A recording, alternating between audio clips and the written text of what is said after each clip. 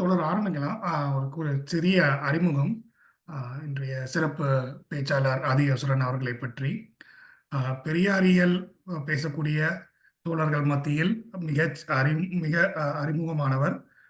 சிறந்த எழுத்தாளர், பேச்சாளர், நிறைய நூல்களை எழுதியிருக்கிறார். குறிப்பாக பெரியாருக்கு எதிராக பரப்பப்படும் அவதூறுகளை மறுத்தும் அதற்கு சரியான தரவுகளை பெரியாரின் எழுத்திலிருந்தே கொண்டும் நிறைய நூல்களை எழுதியிருக்கிறார். குறிப்பாக சொல்ல வேண்டுமென்றால் சாதிக்கட்டு, ஜல்லிக்கட்டு, பெரியார், சுயசாதி துரோகிகளின் தலைவர் போன்ற நூல்கள்லாம் மிகவும் சிறப்பான நூல்களாக எனக்கு தெரிபவை. ஐயாவுக்கு எதிராக பல்வேறு திசையிலிருந்து வரும் அவதூறுகள், குறிப்பாக தமிழ் தேசியவாதிகளாக இருக்கட்டும், இல்லை பெரியார் எதை செய்யவில்லை, முத்துராமலிங்க தேவர் குற்றப்பரம்பரை சட்டத்தை கொண்டு வந்தார், அதற்கு எதுவும் செய்யவில்லை போன்ற குற்றச்சாட்டுகள்லாம் வரும்போது அதை மறுத்து மிக சரியான தரவுகளோடு நூல்களை எழுதியவர். அதோடு மட்டுமல்லாமல் பெரியார் செய்த பேசிய பல்வேறு விஷயங்கள் இப்போது பொதுவெளியில் அதிகம் பேசப்படாமல் இருக்கும் விஷயங்கள். குறிப்பாக இந்த குடும்ப அமைப்பு முறையாக இருக்கட்டும், திருமண முறையாக இருக்கட்டும், பெண்ணடிமை கருத்துக்களாக இருக்கட்டும், மத மாற்றம், ஐயா சாதி ஒழிப்பிற்காக முன்வைத்த மத மாற்ற கருத்துக்களாக இருக்கட்டும், அதை வைத்தும் நிறைய நூல்களை எழுதியிருக்கிறார், நிறைய பேசிக் கொண்டிருக்கிறார். இந்த குடியரசு சுயமரியாதை இயக்க நூற்றாண்டு விழாவை முன்னிட்டு பல்வேறு இடங்களில், பல்வேறு ஊர்களில் நிறைய தலைப்புகளில் பேசிக்கொண்டும் கருத்தரங்கங்களை நடத்தி கொண்டும் இருக்கிறார். குறிப்பாக திருப்பூர், திண்டுக்கல் போன்ற ஊர்களில் சாதி ஒழிப்பு மாவீரர் நாள் என நவம்பர் 27 ஐயா அரசியல் சட்டத்தை எரித்து அந்த போராட்டத்தை நடத்திய நாளை விமர்சையாக கொண்டாடி கொண்டிருக்கிறார்கள். காட்டாறு குழுமம் மற்றும் கருந்திணை போன்ற அமைப்புகளோடு சேர்ந்து திராவிடர் தளம் போன்ற அமைப்பிலும் மிக தீவிரமாக இயங்கிக் கொண்டிருக்கிறார். ஸோ அத்தகைய சிறப்பு வாய்ந்த ஒரு பெரியாரிய தோழர் நம் தோழர் ஆதியேஸ்வரன் அவர்கள் இன்று குடியரசும் குடும்ப முறை ஒழிப்பும் என்ற தலைப்பில் நம்முடைய உரையாற்ற இருக்கிறார். மிக்க நன்றி தோழர் இணைந்ததற்கு. தோழர் நீங்க ஆரம்பிக்கலாம். அனைவருக்கும் வணக்கம். தோழர்கள் அனைவருக்கும் வணக்கம். கேக்குதுங்களா? நான் பேசுறது கேக்குதா? கேக்குது. ஓகே. ஒரு நீண்ட அறிமுகம் கொடுத்தாரு. நான் எங்களுக்கு ஞாபகம் இல்லாத பல விஷயங்களை நம்ம ஒரு விரிவான அறிமுகமாக்கு தோழருக்கு நன்றி. இந்த வாய்ப்பை, இப்படி ஒரு வாய்ப்பு, இந்த தலைப்புல இப்படி ஒரு வாய்ப்பு பேசுறதுக்கான வாய்ப்பு கொடுத்தது பெரியார், அம்பேத்கர் படிப்பு வட்ட தோழர்களுக்கும் நன்றி. இந்த தலைப்புல போறதுக்கு முன்னாடி நம்ம குடியரசும் குடும்ப முறை ஒழிப்பும் அந்த தலைப்பு கிட்டத்தட்ட நாங்க கடந்த ஒரு மாதமா நாங்க எங்களோட தொடர்புள்ள தோழர்கள்ட்ட தொடர்ச்சியா வாரம் கிட்டத்தட்ட 4 வாரமா இதை பத்தி நாங்க விரிவா பேசியிருக்கோம். அதுல அவங்களுக்கு வர்ற சந்தேகங்கள், இந்த குடும்ப முறை ஒழிப்பு அப்படிங்கும் போது இது வரைக்கும் பெரியாரே பேசாத விஷயமா இருக்கு, இது நம்ம ஏன் பேசணும் அப்படிங்கிற மாதிரி அதாவது தயக்கத்தோட இந்த தலைப்பு அணுகுன தோழர்கள் நிறைய இருந்தாங்க. அவங்க எல்லாத்துக்குமே கூட நம்ம பெரியார் எவ்வளவு தெளிவு குடும்ப முறை தொடக்க காலத்துல இருந்து அவரோட இறுதி காலம் வரைக்கும் இந்த குடும்ப முறை, திருமண முறை அப்படிங்கறத எதிராக அவர் எவ்வளவு பேசியிருக்காரு, எவ்வளவு எழுதியிருக்காரு அப்படிங்கிறத அப்புறம் விரிவா பேசுறோம். பேசி அது கூடவே பெரியார் பேசுறதுக்கு முன்னாடியே மார்க்ஸ், எங்கல்ஸ் அந்த மாதிரி தலைவர்கள் எல்லாம் உலக அளவுல இந்த குடும்ப முறை எப்படி உருவானது, திருமண முறை எப்படி உருவானது பத்தி எல்லாம் நிறைய புத்தகங்கள், கட்டுரைகள், ஆய்வு கட்டுரைகள் நிறைய வந்திருக்கு. அதையும் கொஞ்சம் நம்மளால முழுக்க எல்லாத்தையும் படிக்க முடியல, ஓரளவுக்கு நமக்கு தேவையான அளவுக்கு கிட்ஸா சில ரெஃபரன்ஸ் எடுத்தோம்.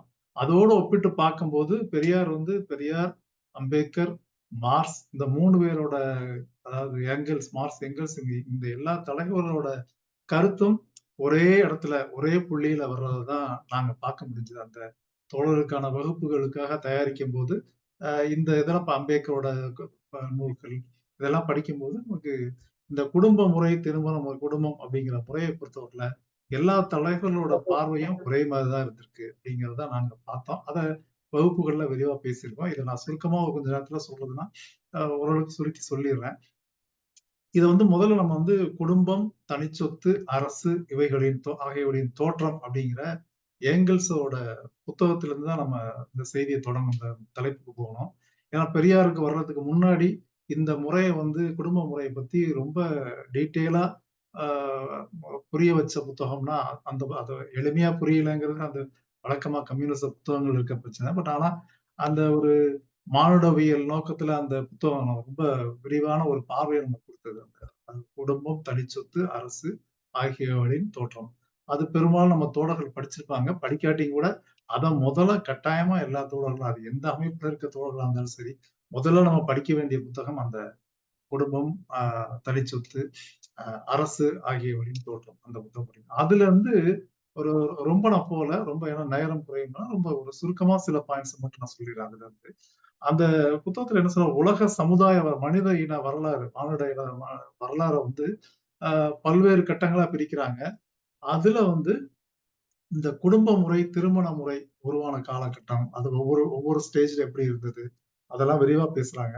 அதுல வந்து ஒரு 3 ஸ்டேஜா அதுல சொல்லியிருக்காங்க. ஒண்ணு காட்டுமிராண்டி காலநிலை, அதுக்கடுத்து அநாகரிக நிலை, அப்புறம் நாகரிக நிலை. அப்படின்னு 3 ஸ்டேஜ் வந்து பிரிச்சிருக்காங்க. ஒவ்வொரு காலகட்டத்திலயும் ஒவ்வொரு விதமான உறவு முறைகள், மணமுறைகள், குடும்ப முறைகள் இருந்ததா, குடும்ப முறையெல்லாம் ரொம்ப லேட்டா தான் வருது. இந்த உறவு முறைகள் இருந்ததா, ரொம்ப டீட்டெயிலா சொல்லியிருக்காங்க.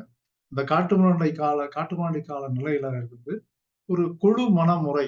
அது எந்த கட்டுப்பாடும் இல்லாம, அதாவது ஆண் ஆணாவும், பெண் பெண்ணா மட்டும் இருந்த ஒரு காலகட்டம் அது.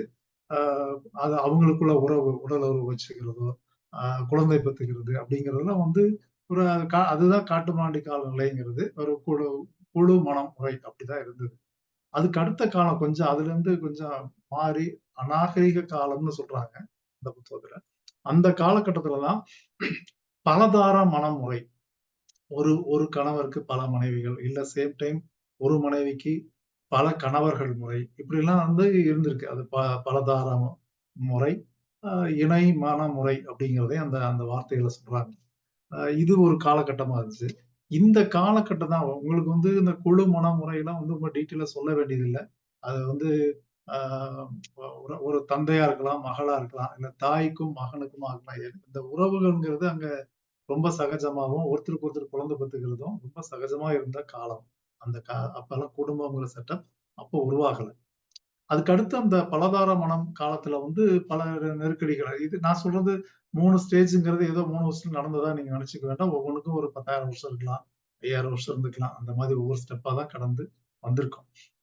இந்த பலதார மனமுறை காலத்துல வந்து ஒரு ஒரு ஒரு ஒரு ஒரு சொத்துக்கள் வந்து அதான் அங்க இருக்க ஆண் வந்து என்ன செய்றான்னா, ஆ ஒரு பெண்ண ஒரு பல ஆண்கள் சேர்ந்து அ ஒரு அவங்க அது ஒரு குடும்பம். அது ஒரு அமைப்பா இருந்திருக்காங்க. அந்த அமைப்புல என்னன்னா, ஒரு ஆண் வந்து சம்பாதிக்கிறான். பணத்த கொண்டு வந்து பெண்ணிட்ட குடுக்குறான். அவங்க பாதுகாப்பு வைக்கிறாங்க. அவங்களுக்கு குழந்தை பிறக்குது, வளருது எல்லாம் ரைட்டு. ஆனா, சப்போஸ் அந்த ஆண் இறந்துட்டான் அப்படின்னு வச்சுக்கோ. அந்த ஆண் இறந்துட்டான்னா, அந்த சொத்துக்கள் அவன் அதுவரைக்கும் சேர்த்து வச்சிருந்த சொத்துக்கள், அத பாதுகாப்பா வச்சிருந்தது பெண். அவங்களோட அந்த பெண் தான் வச்சிருந்திருப்பாங்க.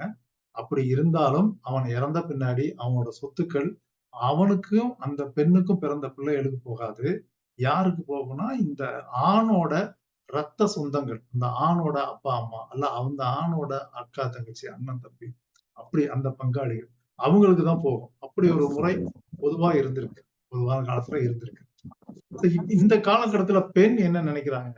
பெண்கள் என்ன நினைக்கிறாங்கன்னா, நமக்கு பிறந்த எனக்கும், அந்த ஆணுக்கும் சம்பந்தப்பட்ட ஆணுக்கும் ஒரு பிறந்த குழந்தை. அந்த குழந்தைக்கு அந்த அ வாரிசுக்கு சொத்து வேணும். எதுக்காக? நான் வந்து அந்த சொத்த சேஃப்டி பண்ணிட்டு இருக்கேன். நான் மெயின்டெயின் பண்ணிட்டு இருக்கேன். அப்ப என்னோட சொத்து வந்து எதுக்காக? என்னோட கணவரோட குடும்பத்துக்கு போணும். என் குடும்பத்துக்கு தான் என்னோட சொத்து வரணும். என்னோட வாரிசுகள் எனக்கு பிறந்த வாரிசுகளுக்கு தான் என்னோட சொத்துக்கள் போகணும் அப்படிங்கிற அந்த பெண் நினைக்கிறாங்க. அத வந்து ஒரு கோரிக்கையா வருது. அப்ப ஆணுக்கும் பெண்ணுக்குமான அந்த உரையாடல் நிகழ்ந்திருக்கலாம். அப்பதான் வந்து என்ன ஆகுது, இந்த ஒரு தார பலதார மணமுறை அப்படிங்கிறது மாறி, ஒருவனுக்கு ஒருத்தி அப்படிங்கிற அந்த ஒரு தார மணமுறை அப்படிங்கிறது அப்பதான் உருவாகுது. இப்ப ஆண பெண் என்ன நினைக்கிறாங்க, என்னோட வாரிசுக்கு சொத்து வேணும். என்னோட ஆண் வாரிசுக்கு உன்னோட சொத்த குடுக்கணும். நீ இறந்த பின்னாடி உன் குடும்பத்துக்கு போகக்கூடாது. என்னோட ஆண் வாரிசுக்கு தான் வரணும்னு கேட்கிறாங்க. அப்ப ஆண் வைக்கிற நிபந்தனை என்னவா இருந்ததுன்னா, உனக்கு பிறந்த குழந்தைகள் வந்து எனக்கு தான் பிறந்ததுன்னு எனக்கு என்ன நிச்சயம்? நீ பல ஆண்களோட தொடர்புல இருக்க. இங்க பல ஆண்களோட வர்றாங்க, போறாங்க. அப்ப எந்த ஆணுக்கு அந்த குழந்தை பிறந்ததுன்னு நான் எப்படி முடிவு பண்றது? அப்படிங்கிற ஒரு கேள்வி எழும்போது தான், அப்ப ஒரு ஒரு உடன்பாடு வர்றாங்க. சரி, இனிமேல் வந்து நான் எந்த ஆணையும் பார்க்க மாட்டேன். எந்த ஆண் கூடயும் தொடர்பு வச்சுக்க மாட்டேன். எனக்கு நேரடியா நீங்க மட்டுமே குழந்தை குடுங்க. அப்படி பிறந்த குழந்தைக்கு உங்க சொத்த குடுங்க. அப்படிங்கிற மாரி ஒரு ஒரு ஒப்பந்த முறை ஒண்ணு உருவாகுது.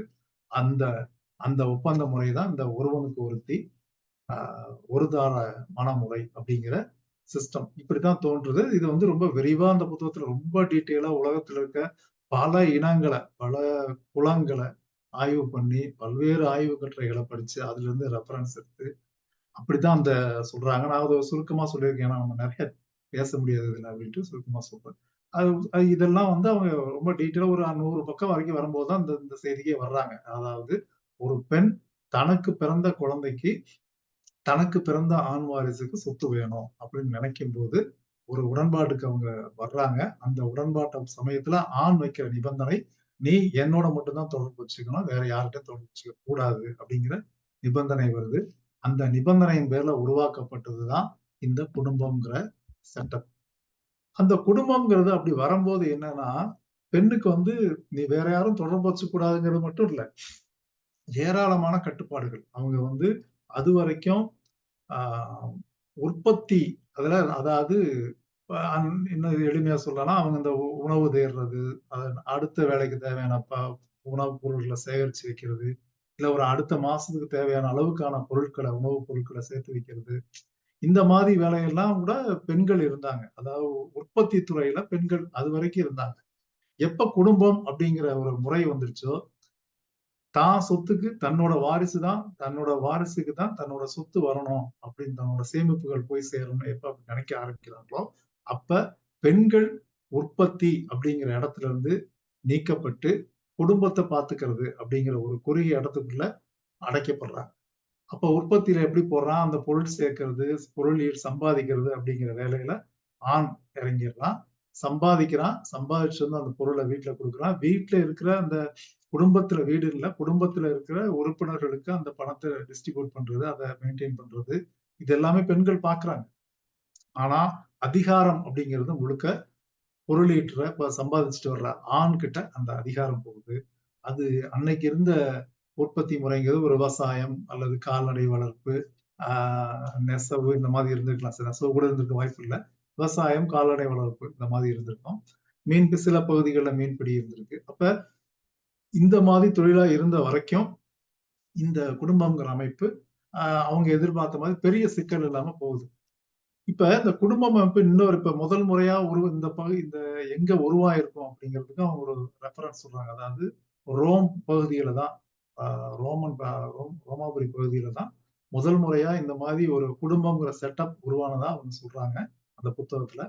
அது கிட்டத்தட்ட எல்லா பகுதியிலும் மத்திய ஆசியா வரைக்கும், இங்க கிட்டத்தட்ட கங்கை நதி வரைக்குமே அந்த முறை இருந்தது. கிட்டத்தட்ட ரோம்ல இருந்து கங்கை நதி பகுதி வரைக்கும், கங்கை சமவெளி பகுதி வரைக்கும் இந்த முறை இருந்ததுன்னு சொல்றாங்க. குடும்ப முறை அந்த காலகட்டத்துல உருவாச்சு அப்படிங்கிறாங்க. அதாவது நாகரீக காலகட்டத்துல. அதுக்கு என்ன ஒரு எடுத்துக்காட்டு சொல்றாங்க, அதாவது ஒரு பொருள் மீனிங் என்ன சொல்றாங்கன்னா குடும்பத்துக்கு, அந்த ரோமாபுரி பகுதியில ஃபேமிலியா அப்படிங்கிற அந்த வேர்ட்ல இருந்து அந்த ஃபேமிலிங்கிற நம்ம அந்த குடும்பம்ங்கிற சொல் வருது.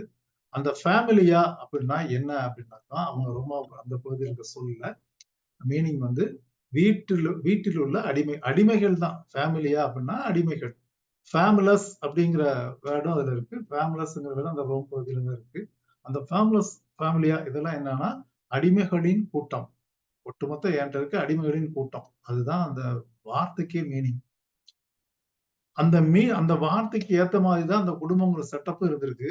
இப்ப நீங்க நெனைக்கிற மாதிரி குடும்பம்னா, ஒரு ஒரு கணவன், ஒரு மனைவி, அவங்களுக்கு 2 பிள்ளைக, இல்ல 3 பிள்ளைக, இல்ல அவங்க அப்பா, அம்மா இவ்வளவுதான் அப்படிங்கிறது தான் இன்னைக்கு இருக்க குடும்பம். பட் உண்மையா அந்த குடும்பம்ங்கிறது உருவான காலகட்டம் அப்படி இல்ல. அது எப்படி இருந்ததுன்னா, ஒரு ஆண் சம்பாதிக்க போம்போது, பொருளீட்ட போகும்போது, அவன் ஒரு தனி மனிதரா வேட்டையாட வைக்க வே வே அப்ப அன்னைக்கு வேட்டை தான் தொழிலா இருந்திருக்கும். விவசாயம் தொழிலா இருந்திருக்கும். ஸோ வேட்டைக்கு போம்போதோ, மீன் பிடித்தலுக்கு போகும்போதோ, இல்ல விவசாயத்துக்கு போகும்போது, அது வந்து ஒரு தனிநபரால செஞ்சிருக்க முடியாது. ஒரு பெரிய கூட்டம் வேணும்.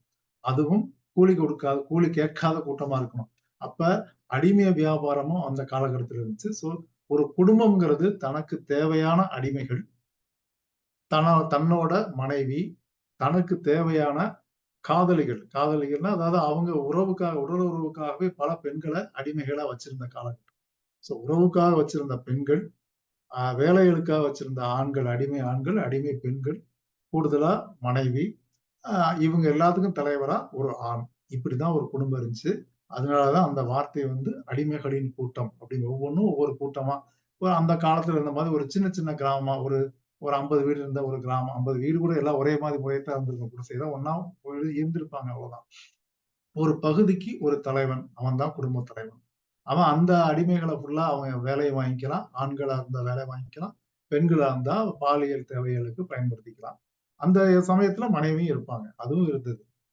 இதுதான் முதல் முறையா குடும்பம்ங்கிற அமைப்பு உருவான எப்படி முதல் காலகட்டத்துல அந்த குடும்பம் நாகரீக காலகட்டத்துல இந்த 3 ஸ்டேஜ் சொல்றாங்க. எங்கெல்ஸ் காட்டுமிராண்டி காலம், அநாகரீக காலம், நாகரீக காலம். அந்த 3 ஸ்டேஜ் சொல்லும்போது, இந்த நாகரீக காலத்துல வந்த குடும்ப முறை உருவான முதல் முறை அப்படிங்கிறது இப்படிதான் இருந்தது. ஒரு அடிமை கூட்டத்தின் தலைவனா ஆண் இருப்பான். அந்த அடிமை கூட்டம் தான் குடும்பமா இருந்தது. இதுதான் அன்னைக்கு இந்த குடும்பம்ங்கிற முறை தோன்ற சுருக்கமா சொல்லணும்னா இவ்வளவுதான் சொல்ல முடியும். இந்த இந்த நிலைய வந்து மார்க்ஸ், ஏங்கல்ஸ் 2 பேரும் எப்படி சொல்றாங்க இந்த குடும்ப முறைய பத்தி அவங்களோட கருத்து என்னவா இருந்தது அப்படின்னா, ஒரு ஆய்வா இவ்வளவு சில கிட்டத்தட்ட 100 பக்கத்துக்கு மேல ஒரு ஆய்வா இந்த நிலை வரைக்கும் வர்றாங்க. இதுக்கப்புறம் என்ன சொல்றாங்க, அந்த குடும்பம் ஒரு டெஃபினிஷன் குடுக்குறாங்க. இந்த உலகத்துல தோன்றின முதல் வேலை பிரிவினை, வேலைகள பிரிச்சுக்கிறது, பங்கு போட்டுக்கிறது, வேலை பிரிவினை அப்படிங்கிறதே எப்ப வருதுன்னா, இந்த குடும்பம்ங்கிற முறையில தான் வருது. ஆணுக்கும், பெண்ணுக்கும் உள்ள வேலை பிரிவினை. நீ வந்து வீட்ட பாத்துக்க, குழந்தைகள வளர்த்துக்க, வீட்ட விட்டு வெளியில போகாத, எந்த ஆணுட்டயும் பேசாத, உற்பத்திகள்ல இறங்கிறாத, பொருள் சம்பாதிக்கிறதுல இறங்கிறாத, மத்ததெல்லாம் நான் பாத்துக்கிறேன். அப்படிங்கிற உனக்கு என்ன வேலை, எனக்கு என்ன வேலைங்கிற பிரிவினை, அதுதான் முதல் பிரிவினை அதுதான் வந்தது. அப்படின்னு சொல்றாங்க 2 பேருமே. அதே மாதிரி உலகத்தில் தோன்றிய முதல் அ வ வர்க்க பகைமை. முதல் தோன்றிய வர்க்க பகைமைன்னே சொல்றாங்க. அதாவது ஏழை, பணக்காரன் இதெல்லாம் ஏழை வர்க்கம், பணக்கார வர்க்கம் அப்படிலாம் சொல்றோம்ல. அந்த மாதிரி அவங்க என்ன சொல்றாங்கன்னா, ஆண் வர்க்கம், பெண் வர்க்கம் அப்படின்னு பிரிச்சு, இது வர்க்க பிரிவினையாவே, வர்க்க பகைமையாவே இருந்தது அப்படிங்கிறாங்க. ஆண்களுக்கும், பெண்களுக்குமான இந்த குடும்ப முறைங்கிறது முதல் தோன்றிய அ வர்க்க பகைமைன்னே சொல்லலாம் அப்படிங்கிறாங்க. இந்த குடும்ப அமைப்ப பொறுத்து அவங்களோட கருத்து. அதே மாதிரி உ உலகில் முதல் முறையில் தோன்றிய வர்க்க ஒடுக்குமுறையும் அதான். இப்ப நம்ம நாட்டுல வந்து வர்ண ஒடுக்குமுறை, ஜாதி அடிப்படையில இருக்க ஒடுக்குமுறை இந்தியாவுல இருக்கும். இப்ப அவங்களோட நாட வச்சு அவங்க சொல்றாங்க. ஏழை, பணக்காரன் அந்த மாரி வர்க்கத்த வச்சு சொல்றாங்க. ஆ வர்க்க ஒடுக்குமுறை. ஆண் வர்க்கம், பெண் வர்க்கத்த ஒடுக்குறது தான் இந்த உலகத்துல வந்து முதல்ல தோன்றிய ஒடுக்குமுறை. அதாவது உலகில் தோன்றிய முதல் பிரிவினை, உலகில் தோன்றிய முதல் வர்க்க பகைமை, முதல் வர்க்க ஒடுக்குமுறை இது எல்லாமே குடும்பம் தான். அப்படின்னு சொல்லி மார்க்ஸ், லெனின், மார்க்ஸ், எங்கல்ஸ் 2 பேரும் சேர்ந்து ஒரு புத்தகம் எழுதுறாங்க. ஜெர்மன் சித்தாந்தம்னு ஒரு புத்தகம் எழுதுறாங்க. அந்த புத்தகத்துல 1846ல எழுதுனதா சொல்றாங்க. அது வந்து புத்தகமா வரல போட்டிருக்கு. ஒரு கையெழுத்து பிரதியா அந்த புத்தகத்துல அதாவது குடும்பம், அரசு தனிச்சிருத்த புத்தகத்துல வந்து அத சொல்றாரு. 1846ல நாங்க 2 பேரும் கையெழுத்து பிரதியா எழுதின அந்த ஜெர்மன் சித்தாந்தம் புத்தகத்துல இத ஒரு குறிப்பா வச்சிருந்தோம் அப்படின்னு சொல்லி. எது உலகின் முதல் வேலை பிரிவினை, முதல் வர்க்க பகைமை, முதல் வர்க்க ஒடுக்குமுறைங்கிறது குடும்பம்ங்கிற நிறுவனம் தான் அப்படின்னு சொல்லி ரொம்ப தெளிவா சொல்றாங்க. அதுல வந்து சிலர் சொல்றாங்க, அதுல பெண்கள் உற்பத்தி சக்தியா இருக்கிறது. அதாவது வேற நாட்டோட உற்பத்தி, இல்ல வீட்டோட உற்பத்தி அப்படிங்கிறது வந்து பெண் விலக்கப்பட்டாள். சொத்துரிமை இல்ல. சுதந்திரம் கிடையாது. எல்லாமே வந்து ஒரு கிட்டத்தட்ட ஒரு சிறை மாதிரி பெண்களுக்கு உருவாக்கப்பட்டது. தனித்தனி சிறைகளா உருவாக்கப்பட்டு தான் குடும்பம் அப்படிங்கிறது தான் மார்க்ஸ், ஏங்கல்ஸ் 2 பேரோட பார்வை. இதுல இருந்து வெளியில வர்றதுனா என்ன பண்றது அப்படிங்கிறதுக்கான குறிப்பும் அந்த அந்த புத்தகத்துல விரிவா சொல்றாங்க. என்ன சொல்றாங்கன்னா, உற்பத்திகள் எல்லாம் பொதுவானா இந்த பிரச்சனை சரியா அதாவது தனி உடைமை இந்த குடும்பம் தோன்றதுக்கான காரணம் அதானே. அதாவது சொத்துக்கள் தனி உடைமை ஆகுது. அந்த தனி உடைமை ஒவ்வொருத்தரும் தனிப்பட்ட முறையில சொத்து சேர்க்கலாம். சொத்த சேர்த்து வச்சுக்கலாம் அப்படிங்கிற முறை உருவாகுது. அப்படி சேர்த்து வைக்கிற சொத்து தன்னோட வாரிசுக்கு போகணும் அப்படிங்கிற ஆசையும் வருது. அந்த ஆசையின் அடிப்படையில தான் குடும்பம்ங்கிறது உருவாக்கப்படுது. அப்ப இந்த தனி சொத்து அப்படிங்கிறதே ஒழிஞ்சு போய் சொத்துக்கள் எல்லாம் நாட்டுல இருக்க நிலங்கள் எல்லாம் பொதுவானது. நாட்டுல இருக்க ஃபேக்டரிஸ் எல்லாம் பொதுவானது. இல்ல கடல், மீன் வளம் எல்லாமே எல்லாத்துக்கும் பொதுவானது. யாரும் தனிப்பட்ட முறையில எந்த நிலமும் வாங்க முடியாது. எந்த இடத்த காட்டையும் வாங்க முடியாது. இல்ல எந்த விவசாய நிலமும் வாங்க முடியாதுங்கிற ஒரு நிலை வந்தாக்கா, அப்ப எத எப்படி தனி சொத்து அவன் சொத்தே சேர்க்க முடியாது. சொத்து சேர்க்க முடியாட்டி அவனுக்கு வாரிசும் தேவையில்ல. வாரிசு தேவையில்லன்னா குடும்பமும் தேவையில்ல. அப்ப இந்த உற்பத்தி அவங்க வார்த்தையில சொல்றாங்க. உற்பத்தி சாதனங்கள் எல்லாமே பொதுவாயிருச்சுன்னா, அதே சமயத்துல பெண் உற்பத்தியில இறங்குனா, இந்த 2 நடந்தாக்கா, ஆட்டோமேட்டிக்கா அந்த குடும்பம்ங்கிற செட்டப் உடைஞ்சு போயிரும். அது தானா இந்த மாற்றம் உருவாகத்தான் போகுது. அப்படிங்கிற மாரி அந்த புத்தகத்த முடிக்கிறாங்க. இது அந்த புத்தகத்த பத்தி ஒரு சுருக்கமான அறிமுகம் உங்களுக்கு. நீங்க தோழர்கள் விரிவா அத படிங்க அந்த புத்தகத்த. இப்ப இந்த இந்த பார்வையில வந்து இந்த இடத்துல இருந்து நம்ம பெரியார்ட்ட போவோம். மார்க்ஸோட குடும்பம்ங்கிற செட்டப்புக்கு மார்க்ஸும், ஏங்கல்ஸும் சொன்ன வரையறை, இந்த சமுதாயம் கடந்து கடந்து வந்த பாதை, இதெல்லாம் நம்ம ஒரு ஒரு அவுட்லைனா மனசுல வச்சுட்டு, அடுத்து அப்படியே பெரியாரோட கருத்துக்களுக்குள்ள உள்ள போனா, அப்பத்தான் நம்ம பெரியார புரிஞ்சுக்க முடியும். அதுக்காக தான் முன்னாடி சொல்றேன். இப்ப நம்ம வந்து பெரியார்ட்ட வருவோம். அவர் கிட்டத்தட்ட அ ஏங்கல்ஸ் சொல்லியிருக்க, இதே மார்க்ஸ் சொல்லியிருக்க அதே கருத்துக்கள் தான் பெரியாருக்கும் இருக்கு. குடும்பம்ங்கிற நிறுவனம் வந்து முழுக்க முழுக்க பெண்களை அடக்குவதற்காக சூழ்ச்சியாக செய்யப்பட்ட ஒரு நிறுவனம் தான் குடும்பம் அப்படிங்கிறது தான் பெரியாரோட கருத்தா இருந்திருக்கு. அது கடைசி வரைக்கும் அத பத்தி பேசுறாரு. விரிவா பேசுறாரு. 73 வரைக்குமே பேசுறாரு அத பத்தி. ஆ அந்த கருத்த அவரு எப்ப இருந்து தொடங்குறாரு அப்படிங்கிறத தான் நம்ம பார்க்கணும். அதாவது நான் படிச்ச வரைக்கும் 28ல இருந்தே சில கட்டுரைகள படிச்சிருக்கேன். 29ல அது முக்கியமா சொல்ற மாதிரி ஒரு சூழல் வந்து என்னன்னா, செங்கல்பட்டு சுயமரியாதை மாநாடு உங்களுக்கு எல்லாத்துக்கும் தெரியும். செங்கல்பட்டு பிப்ரவரி 1929ல பிப்ரவரி 17, 18 நடக்குது. அப்ப போட்ட தீர்மானங்கள் ரொம்ப முக்கியமானவை. அது வந்து மேலோட்டமா பார்க்கும்போது, நம்ம இதே தீர்மானங்கள பல தடவ படிச்சிருப்போம். சின்ன வயசுல இருந்து படிச்சிருப்போம். ஆனா, அந்த குடும்பம், தனிச்சொத்து, அரசு இந்த புத்தகம்லாம் படிச்சுட்டு, திருப்பி செங்கல்பட்டு மாநாட்ட தீர்மானங்கள படிக்கும்போது, அந்த தீர்மானங்களோட அ ப பா பரி பரி பரிமாணமே வேற மாதிரி தெரியுது நமக்கு. என்னன்னா, 1 சொத்துரிமை கேட்கிறாங்க. பெண்களுக்கான சொத்துரிமை. அடுத்து ஆ முக்கியமா கேட்கிறது, பெண்களோட திருமண வயது 16ஆ உயரணும். இன்னொரு கோரிக்கை வைக்கிறாங்க. த தீர்மானம் போடுறாங்க. அடுத்து பெண்களுக்கு பெண்களோ, ஆண்களோ யாரா இருந்தாலும் அவங்களுக்கு பிடிக்காத, ஒத்து வராத ஒரு திருமண உறவுல இருந்து அவங்க அதுலருந்து விலக்கிக்கிறதுக்கான அந்த திருமண ரத்து உரிமை, டைவர்ஸ்க்கான உரிமை வந்து ஆண், பெண் 2 பேத்துக்கும் வேணும்ங்கிற கோரிக்கை தீர்மானம் வைக்கிறாங்க. அப்புறம் விதவை மறுமணம், மறுமணம் 2மே ஒரு மணத்திலிருந்து வெளியில போய் இன்னொரு கல்யாணம் பண்ணிக்கிறது. இல்ல கணவர், மனைவியா இருந்துட்டா அடுத்தது திருமணம் பண்ணிக்கிறது. இந்த மறுமண உரிமை, சொத்துரிமை, விவாகரத்து உரிமை, பெண்களுக்கான திருமண வயத உயர்த்துறது.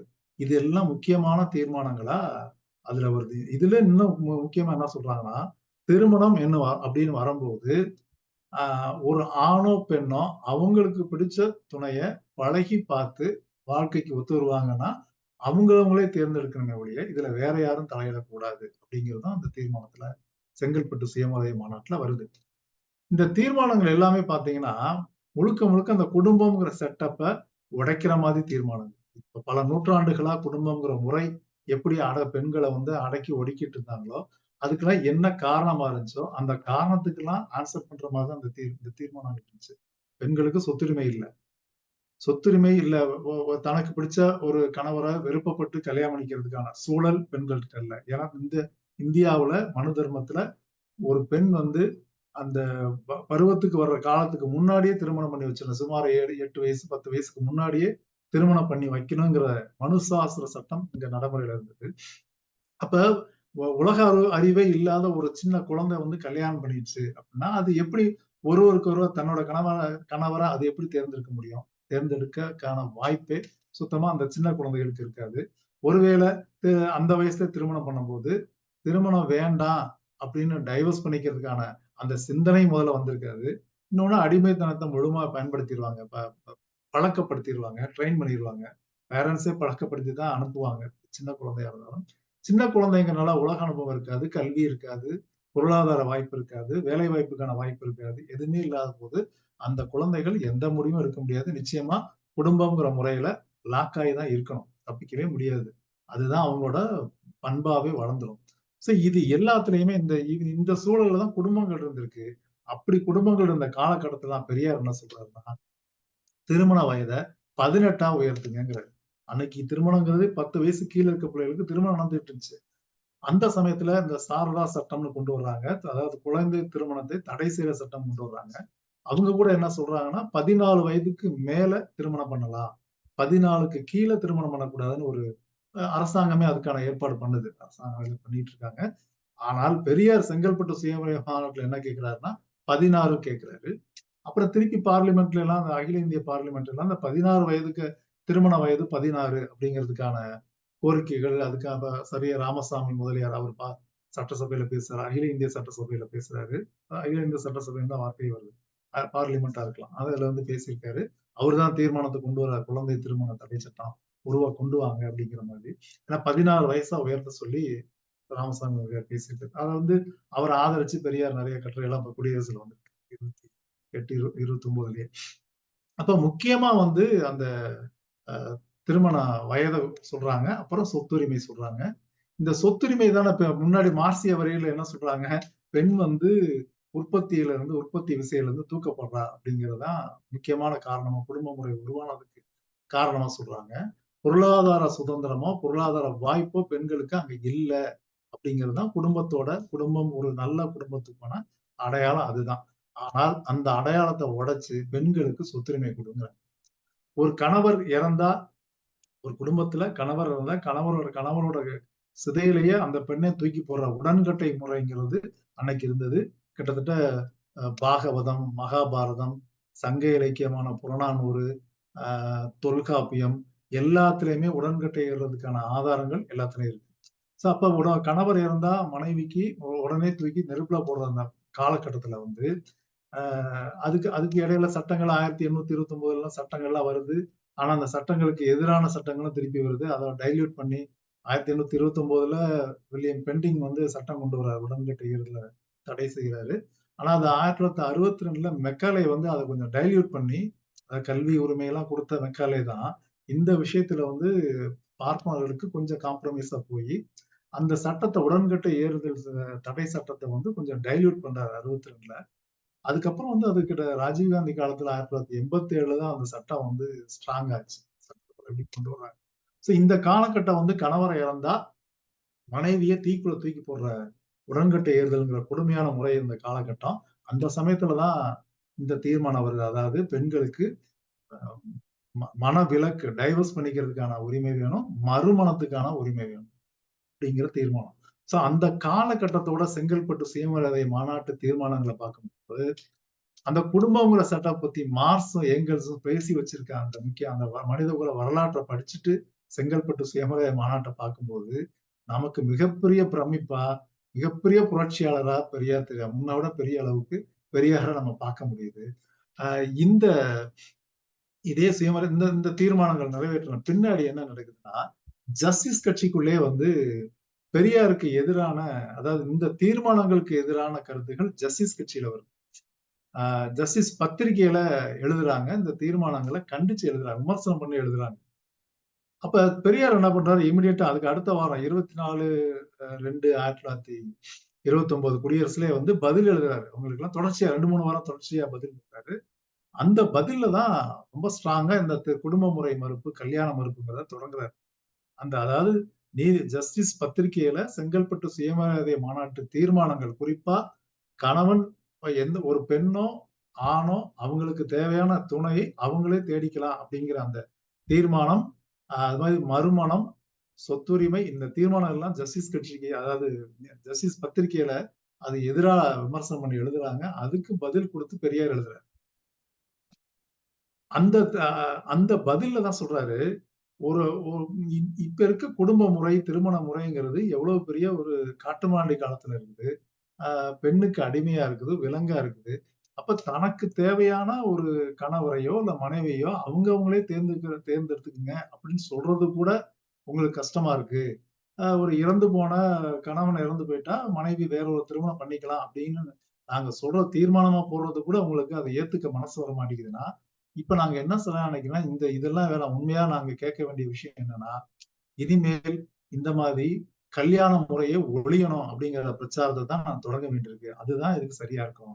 ஏன்னா நீங்க சின்ன சின்ன சீர்திருத்தத்த கூட ஒத்து வர மாட்றீங்கன்னா, நான் டைரக்ட்டா மேட்டருக்கு வந்துர்றேன். நான் வந்து எனக்கு வந்து கல்யாண முறை, குடும்ப முறை அப்படிங்கிறதே ஒழியணுங்கிற பிரச்சாரத்த தான் இனிமேல் தொடங்க வேண்டியிருக்கு. அப்படிங்கிறது தான் அந்த 29வது வருஷ 10/3/1929 அந்த குடியரசுல பெரியார் தெளிவா சொல்றாரு. இந்த இந்த விஷயத்தையும் அப்படியே சொல்றாரு. கன்டினியூஸா என்ன சொல்றாருன்னா அதுல, நீங்க கல்யாணம் அப்படிங்கிறது எதுக்காக சொல்றீங்க? கல்யாணங்கிறது இன்பத்துக்காக தான் சொல்றீங்க. ஒருத்தருக்கு ஒருத்தர் சந்தோஷமா இருக்கிறதுக்காக தான் கல்யாணம்ங்கிறீங்க. ஆனா, நீங்க அப்படி கல்யாணங்கிறது அதுக்காக தான் கல்யாணம் ஒரு மீனிங்க சொல்லிட்டு, நீங்க நடைமுறையில என்ன பண்றீங்க? பிராக்டிகலா என்ன நடக்குதுன்னா, சந்தோஷத்துக்கு சம்மந்தமே இன்பத்துக்கும் சந்தோஷத்துக்கும் சம்மந்தமே இல்லாம, சராசரி மனுஷன் மாதிரி வாழ்றீங்க, சம்பாதிக்கிறீங்க, சொத்து சேர்க்கிறீங்க, அப்ப கடன் கட்டுறீங்க, பிள்ளைகள வளர்க்குறீங்க. அவன் சொத்து சேர்க்கிறான், அவன் கடன் கட்டுறான், பிள்ளைகளுக்கு சொத்து எழுதி வைக்கிறான். இப்படி வந்து அது ஒரு ஒரு ஒரு சக்கரத்துல மாட்டிக்கிட்டு தான் வாழ்க்கைய நடத்துறீங்களே ஒழிய, இதுல எங்க இருக்கு இன்பம் இருக்கு? எங்க சந்தோஷம்? ஒண்ணுமே இல்ல. சராசரி வாழ்க்கை மாரி சம்பாதிக்கிறது, சேர்த்து வைக்கிறது, பிள்ளைக்கு எழுதி வைக்கிறது, பிள்ளைகள பெத்து பொல பொலன்னு பிள்ளைகள பெத்துக்கிறது. இந்த மாதிரி தான் நீங்க வாழணும். இது வந்து ஒரு சக்கரத்துல மாட்டிக்கிட்டு தான் வாழணும்னு நெனச்சீங்கன்னா, அப்படிப்பட்ட வாழ்க்கை முறையை பெண்கள் தாராளமா தவிர்த்துருங்கன்னு சொல்றேன். சந்தோஷம் தான் வாழ்க்கைங்கிறீங்க. 2 பேரும் ஒரு ஆண், பெண் நண்பர்களா வாழ்ந்துட்டு போங்க. எதுக்கு பிள்ளை குட்டி? எதுக்கு சொத்து சேர்க்கிறீங்க? எதுக்கு வீடு கட்டுறீங்க? எதுக்கு கார் வாங்குறீங்க? எதுக்கு லோன் போடுறீங்க? எதுக்கு இஎம்ஐ கட்டுறீங்க? இந்த மாரி தான் அவர் வந்து தெளிவா சொல்றாரு. அத கொஞ்சம் சுருக்கமா அந்த காலத்து வார்த்தைகள்ல அவர் பேசுறாரு. கல்யாணங்கிறது சந்தோஷத்துக்குன்னு சொல்லிட்டு, நீங்க செஞ்சுகிட்டு இருக்க எல்லா வேலையும் பார்த்தீங்கன்னா, சந்தோஷத்துக்கு நேர் எதிரானது. இன்னும் சொல்லப்போனா, அவர் தெளிவா இன்னொரு வார்த்தைய சொல்றாரு. ஒரு ஒரு விபச்சாரி உடலை விற்பனை பண்ணி தொழில் அதவே தொழிலா நடத்துற ஒரு விபச்சாரி வந்து, அவர் தானா பொருளீட்ட முடியும். அவர் தானா சம்பாதிக்க முடியுது. தன்னோட உழைப்புக்கு என்ன கூலின்னு அந்த பொண்ணே நிர்ணயிக்க முடியுது. அ தனக்கு இயற்கை இன்பங்கள் வேணும்னாலும், அத தேவையான போது, தேவையான ஆள்ட்ட அனுபவிக்க முடியுது. அ ஒருத்தன் தேவையில்லன்னா அவன தூக்கி போட முடியுது. சுதந்திரமா வாழ முடியுது. ஆனால் தெய்வீகமானது, புனிதமானதுன்னு சொல்ற இந்த குடும்ப முறை, கல்யாண முறையில நீங்க இந்த பெண்கள் வழக்கமா பெண்கள் எப்படி இருக்கீங்கன்னா, கணவர் போடுற சோத்துக்கும், கணவர் குடுக்குற சேலை கட்டிக்கிறதுக்காக குடுக்குற காசுக்கும், அதுக்கு அடிமையா இருக்கீங்க. உங்களுக்கு சாப்பாட்டுக்கும், துணிக்கும் மட்டுமே அடிமையா இருந்து, அவனோட பிள்ளைகள வளர்த்து குடுத்து, கடைசியா செத்து போறீங்க. இவ்வளவுதான். உங்களோட வாழ்க்கையோட ஒப்பிட்டு பார்க்கும்போது, விபச்சாரிகளாக, பொது மகளிர்களாக வாழ்ற அந்த பெண்களோட வாழ்க்கை நிச்சயமா சுதந்திரமானதும், விடுதலையானதும், இண்டிவிஜுவலிசமாவும் இருக்குது. அதனால இந்த மாதிரி ஒரு அடிமை முறையான திருமண முறைய ஏத்துக்க வேண்டாம். இன்பமா வாழ்றதுக்கு நண்பர்களா இருங்க. அப்படிங்கிற மாதிரி அந்த 10/3/1929 குடியரசு அது விரிவா எழுதுறாரு. அந்த கட்டுரை விரிவா எழுதுறாரு.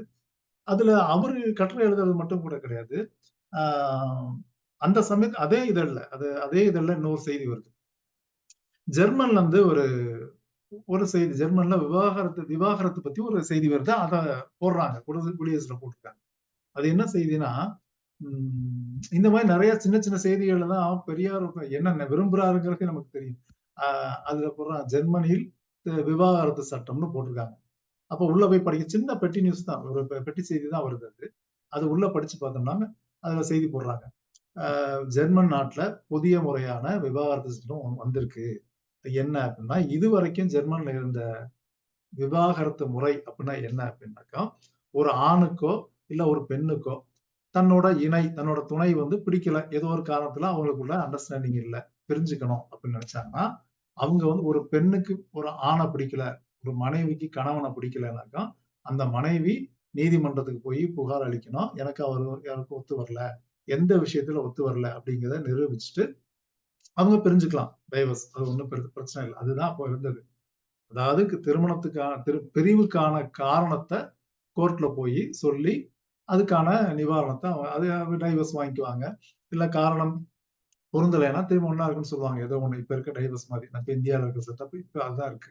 யாராவது டைவர்ஸ் பண்ணணும்னாக்கா, எனக்கு இந்த காரணத்தினால அவங்கள எனக்கு பிடிக்கல அப்படின்னு கோர்ட்ல சொல்லணும். ஓகே அவங்க ஏத்துக்கிறாங்க, பிரிஞ்சிடுறாங்க. ஆனா ஜெர்மன்ல அப்ப அதாவது 1929ல என்ன சட்டம் வந்திருக்குன்னா, அதுக்கு முன்னாடி விவாகரத்து சட்டம் வந்துருச்சு ஜெர்மன்ல. இப்ப 29 என்ன ஒரு புதுமை சொல்றாங்க அப்படின்னா, அவரு பெரியார் சொல்றாரு. ஒரு ஆணுக்கோ, ஒரு பெண்ணுக்கோ ஒருத்தருக்கு ஒருத்தர் பிடிக்கல. தன்னோட இணைய பிடிக்கலன்னா, அவங்க எந்த காரணமும் சொல்ல வேண்டியதில்ல. ரீசன் எதுவும் சொல்ல வேண்டியதில்ல. அவங்க பிரியணும்னு நினைச்சா பிரிஞ்சு போயிரலாம். அவ்வளவுதான். அத நிரூபிக்க வேண்டிய அவசியம் இல்ல. காரணமும் சொல்ல யாரு மேலயும் குற்றமும் சொல்ல வேண்டியதில்ல. அந்த குற்றத்த நிரூபிக்கணுங்கிற அவசியமும் இல்ல. பிடிக்கலன்னா பிரிஞ்சு போயிரலாம். அவ்வளவுதான். அது வந்து மிகப்பெரிய தீர்மானமா மிக மிக முக்கியமான ஒரு புரட்சிகரமான தீர்மானமா குடியரசு அத வந்து அந்த பெட்டி செய்தியில பதிவு பண்றாங்க. உண்ம அதான். அதாவது இன்னைக்கு இருக்க நம்ம டைவர்ஸ் இன்னைக்கு இருக்க செட்டப்ல வந்து டைவர்ஸ் வாங்கணும்னு நினைக்கிறதுக்காக நம்ம எடுத்த ஒரு முயற்சி எடுத்து பார்த்தா தான் தெரியும். அ டைவர்ஸே வேண்டாம் ஒண்ணா இருந்துடலாம்னு நினைக்கிற அளவுக்கு இங்க டைவர்ஸ் சட்டங்கள் அவ்வளவு குழப்பமா இருக்கு. இப்ப டைவர்ஸ் வாங்குறது அவ்வளவு எளிதா இல்ல. இங்க ஒரு ஆண் நினைச்சாலோ, பெண் நினைச்சாலோ அதுக்கு வாய்ப்புகள் அதாவது சட்ட ரீதியான போராட்டங்கள் ரொம்ப காலம் ஆகும். வழக்கமா கோர்ட்ல ஆகுற காலம் இதுக்கும் ஆகும். அந்த காலகட்டத்துல இவங்களோட இருந்துட்டு போயிரலாமேன்னு நினைக்கிற அளவுக்கு தான் இன்னைக்கு இருக்க விவாகரத்து சட்டங்கள் இந்தியாவுல இன்னைக்கு இருக்குது. ஆனா ஜெர்மன்ல அன்னைக்கு யாரு பிடிக்கவே நினைச்சிட்டா போயிரலாம். அத போய் ஒருத்தருக்கு ஒருத்தர் குற்றம் சாட்டிக்கிட்டு, அத நிரூபிச்சுக்கிட்டு, அது ஒரு தேவையில்லாத சண்டை தானே. அதுவும் சுயமரியாதைக்கு எதிரா இருக்கும் அந்த சண்டைகள்லாம். அப்ப வந்து அது தேவையில்லைங்கிற முறை அன்னைக்கு ஜெர்மன்ல இருந்திருக்கு. அத பெரியார் பாராட்டி அந்த செய்திய வந்து குடியரசுல பதிவு பண்றாரு. இந்த 10/3/1929 குடியரசுல வருது. இதெல்லாம் வந்து குடும்ப முறை உடையறதுக்கான வாய்ப்புகள சிம்ப்ளிஃபை பண்றாங்க. ஜெர்மன்ல சிம்ப்ளிஃபை பண்றாங்க. அத பெரியார் வரவேற்கிறார். அதே மாதிரி அது மட்டும் இல்ல. அ இந்த சம்மத வயது கமிட்டின்னு ஒண்ணு போடுறாங்க. அதாவது இந்த நான் ஏற்கனவே சொன்னேன். ஆ பெண்ணின் திருமண வயது வந்து 16 ஆயிருச்சு. அதுக்கு நெறைய எதிர்ப்புகள்லாம் வருது. பெரியார் வந்து அத ஆதரிச்சு முழுமையா பேசுறாரு. அ அது 29ல வருது. அதாவது 21/6/29 ஜூன் 21ல ஜூலை 21ல 1929. அதுல என்ன சொல்றாருன்னா, நான் வந்து 16 வயசு திருமண பெண்ணின் திருமண வயத 16ஆ உயர்த்தணும்னு சொல்றேன். இதோட நோக்கம் என்னன்னா, இது காலப்போக்குல 18ஆ மாறணும். 18ஆ மாறிடுச்சுன்னா, பெண்கள் வந்து படிக்க போவாங்க. ஒரு வேலைக்கு போகணும்னு எண்ணம் வரும். வெளி உலக தொடர்பு வரும். அப்ப அவங்க எனக்கு கல்யாணமே வேண்டாங்கிற முடிவ கூட அவங்க எடுப்பாங்க. அதுக்காக நான் இந்த 16 வயசுங்கிற இப்ப 16 வயசுங்கிறத நான் ஏத்துக்கிறேன். இன்னைக்கு வந்து 16 வயசு தான். ப 16 வயசு முடிஞ்சா திருமணம் பண்றங்கிற நிலைமை வருது. இதுக்கு எதிர்ப்பு இருக்குது. இந்த எதிர்ப்ப கடந்து நம்ம இந்த எப்படியாவது இத வந்து நாம விரும்புறது 18 தான். ஆனாலும் கூட இந்த 16 முதல்ல நம்ம ஆதரிச்சு இத நடைமுறைக்கு கொண்டு வரணும். கொண்டு வந்தோம்னா, ஒரு காலத்துல இது அப்படியே உயர்ந்து 18ஆ மாறும். 18ஆ மாறுனா பெண்கள் படிக்க வருவாங்க. வேலைக்கு போகணும் எண்ணம் வரும். வெளி உலகத்தோட தொடர்பு வரும். அப்ப எனக்கு இந்த கல்யாண முறையே வேண்டாம். நான் தனிச்சு வாழ்றேன். அப்படின்னு முடிவெடுக்கிறதுக்கு ஒரு வாய்ப்பு இருக்கும். பெண் சன்னியாசிகள் உருவாவாங்க. பெண் மடாதிபதிகள் உருவாவாங்க. சுதந்திரமான பெண்கள் உருவாவாங்க. அந்த நோக்கத்துக்காக நம்ம சம்மத வயது இந்த 16ங்கிறது இப்போதைக்கு முதல்ல நம்ம பாஸ் பண்றதுக்கான வழிய பார்க்கணுங்கிறத விஷயத்த சொல்றாரு. அவர் வந்து வெறுமனே வந்து திருமண வயத உயர்த்தணும் அப்படின்னு நினைச்சாரு அப்படின்னு தனியா பார்த்தோம்னா ஒண்ணும் புரியாது. இது கொஞ்சம் உள்ள அதாவது ரொம்ப போல்டாவோ இல்ல கட்டம் கட்டி தனி தலைப்பாவோ அப்படிலாம் அவர் போல. போற போக்குல அந்த செய்தி போகுது. இது 18 ஆச்சுனாக்கா பெண்கள் கல்யாணமே வேண்டான்னு முடிவெடுக்கிற காலம் வரும். அதுக்காக செய்றேன் அப்படிங்கிறதெல்லாம் போற போக்கு தான் அந்த டெக்ஸ்ட்ல வந்துட்டு இருக்கு. அவர் வந்து சொத்துரிமை கேட்டுக்கலாம், விவாகரத்து உரிமை கேட்டுக்கலாம், மறுமண எதுவா இருந்தாலும் எல்லாத்துலயுமே இந்த குடும்பங்கிற செட்டப்ப உடைக்கிறதுக்கான எல்லா வேலையும் சின்ன சின்ன வேலையா அத வெளிப்படையா சொல்லாம பார்த்திருக்காரு. பல இடங்கள்ல வெளிப்படையா சொல்லி பார்த்திருக்காரு. இது ஒண்ணு. இதே இந்த சம்மதவேத கமிட்டிங்கிறது 29 சொன்னேன். அதுக்கப்புறம் வந்து 31வது வருஷம் ஒரு அ ஜூன் 21 31வது வருஷம். அப்ப என்ன பண்றாருன்னா, அப்போ ஒரு அறிக்கை ஒரு குடியரசுல ஒரு செய்தி வந்திருக்கு. என்னன்னா, ஒரு கல்யாணத்த சாக்கோட்டையில கும்பகோணம் பக்கம் சாக்கோட்டையில ஒரு திருமணம் நடக்குது. அந்த திருமணத்த நடத்தி வச்சுட்டு, அந்த திருமணத்திலே பேசுறாரு. 31லயே பேசுறாரு. இந்த இந்த மாதிரி திருமண முறை அப்படிங்கிறது ரொம்ப காட்டுமிராண்டி காலத்து முறை. இது ஒரு அடிமை முறை. பெண்ண வந்து அடிமையாக்குற சூழ்ச்சி எல்லாம் சொல்றாரு. எல்லாம் சொல்லிட்டு, இனிமேல் போற காலகட்டத்துல வந்து ஒரு பெண்ணுக்கு இது எத்தனாவது கல்யாணம்? ஒரு ஆணுக்கு இது எத்தனாவது கல்யாணம்? அப்படின்னு சும்மா கேஷுவலா பேசிக்கிறதுக்கான காலம் வரும். இன்னமும் கொஞ்ச நாள் போய் என்ன வரும்னா, அ இந்த மாதிரி ஒரு பொண்ணு எத்தன கல்யாணம் பண்ணியிருந்தாலும், இல்ல ஒரு ஆண் எத்தன கல்யாணம் பண்ணியிருந்தாலும், அத பத்திலாம் யாரும் கேர் பண்ணிக்க வேண்டிய நேரமோ, தேவையோ இல்லாத அளவுக்கு இது சாதாரண விஷயமா மாறும். இந்த திருமண முறை வந்து காலப்போக்குல உடைஞ்சு சேதலாம். ஆனா எப்ப உடையும் அப்படின்னா, பெண்களுக்கு சுயமரியாதையும், பகுத்தறிவும், உண்மையான சுதந்திரம்னா என்ன அப்படிங்கிற அறிவும் அவங்களுக்கு வரும்போது, இந்த திருமண முறையும், குடும்ப முறையும் தானா உடையும். அப்படின்னு சொல்லி 21/6/31ல செய்தி சொல்றாரு. அதே 21/6/31 குடியரசுல இன்னொரு செய்தி வருது. என்ன செய்தின்னா, நான் ஏற்கனவே சொன்ன மாதிரி ஒரு பெட்டி செய்தி. அந்த பெட்டி செய்தியில என்ன சொல்றாருன்னா, ஆ துருக்கியில வந்து அப்ப இந்த கமால் பாட்ஷா, துருக்கியில அது ஒரு இஸ்லாமிய நாடு. அந்த நாட்டுல வந்து கமால் பாட்ஷா ஆட்சி ஒரு கம்யூனிஸ்ட் ஒரு இந்த மதங்களுக்கு எதிரான கம்யூனிஸ்ட் ஆட்சி கமால் பாட்ஷா உருவாக்குறாரு. அந்த ஆட்சியில பெண்கள் பல பேர் என்ன முடிவு பண்றாங்கன்னா, எங்களுக்கு திருமணம் வேண்டாம். திருமணங்கிற முறையில எங்களுக்கு நம்பிக்கை இல்ல. ஒரு ஆணுக்கு எங்கள அடிமைப்படுத்திக்கிறதுக்கு நாங்க விரும்பல. நாங்க படிக்கணும், வேலைக்கு போணும், பொருளாதார பலத்தோட தனிமை தனிப்ப த தனித்துவமா வாழணும் அப்படின்னு முடிவெடுக்கிறாங்க. பல ஆயிரக்கணக்கான பெண்கள் முடிவெடுக்கிறாங்க. அது ஒரு முக்கியமான செய்தியா அவர் கிட்டத்தட்ட 2 பெட்டி செய்தியா 2 காலம் நியூஸா வந்து அதே இந்த 21/6/31 குடியரசுல விளக்கமா வருது. இந்த மாரி பார்த்தீங்கன்னா, அதாவது பெரியார் பேசுற கட்டுரைகள் தனியா பார்த்தீங்கன்னாக்கா, நெறைய வரலாம். நம்ம ஒரு 500 பக்கம், 600 பக்கம் கூட தொகுக்கலாம். திருமண முறையும், குடும்ப முறையும் தவறுங்கிறத சொல்றதெல்லாம். ஆனா, இந்த சின்ன சின்ன பெட்டி செய்திகள் பார்த்தீங்கன்னா, அது நெறைய இருக்கும். அதிலேயே இந்த மாதிரி நெறைய அவரு விரும்புற ஆனா அவருக்கு விருப்பமில்லாத செய்தி போட முடியாது. அவரு தான ஆசிரியர். அப்ப அவரோட அன்னைக்கு ஒரு கட்டுரை வந்திருக்குன்னா, அந்த கட்டுரைய ஒட்டியே இந்த மாதிரி துருக்கியில செய்தி. அந்த மாரி தான் 10/3/1929ல குடும்ப முறைய பத்தி விரிவா திட்டி எழுதியிருக்காரு.